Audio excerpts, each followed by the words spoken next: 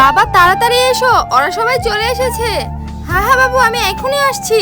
বাবা তুমি তো বলেছিলে ওরা কেউ আসবে না, কিন্তু ওরা তো চলে এসেছে। আরে ওরা এত বড় লোক, আমি কি করে বুঝবো? একবার বললে ওরা চলে আসবে। কোনো তো খাবারেরও ব্যবস্থা করিনি, ওরা তো দেখলে রাগ করবে। বাবা এই কেকটা কি ওদের খাওয়াবে? বাবু তুই কোনো চিন্তা করিস না, আমি কিছু একটা বুদ্ধি বের করছি। আচ্ছা তুই ভিতরে যা। আরে রামু, এটাই কি তোমার বাড়ি? হ্যাঁ মালিক, কিন্তু আপনারা আসতে তো দেরি করলেন কেন? 9টার দিকে আসতে বলেছো, আমরা তো আধা ঘন্টা আগেই চলে এসেছি। আরে তোমার ছেলের জন্মদিন, তুমি এমন পোশাক কেন পরে আছো? আরে মালিক জন্মদিন তো হয়ে গেছে, আমি এই পোশাক পরে খেতে কাজ করতে এসেছি। আরে আমরা না আসতে তুমি জন্মদিন করে ফেলেছো।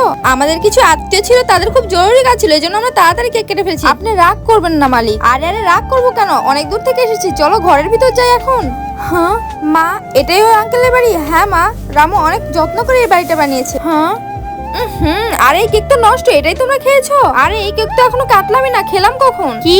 কিন্তু তার আগে তোমার কাছে কোনটা বেশি দামি, এক বস্তা টাকা নাকি মা বাবা? যদি মা বাবা হয় তাহলে ভিডিওটিতে লাইক করে চ্যানেলটিকে সাবস্ক্রাইব করে দাও, আর যদি তা না করো তাহলে ভেবে নেবো তুমি মা বাবাকে একদম ভালোই বাসো না। আরে রামু তুমি তো বলেছিলে কেক কেটেছো। মালিক আমি মিথ্যা কথা বলেছিলাম, আপনারা এত বড় লোক, আমাদের ঘরে কি কেক খাবেন?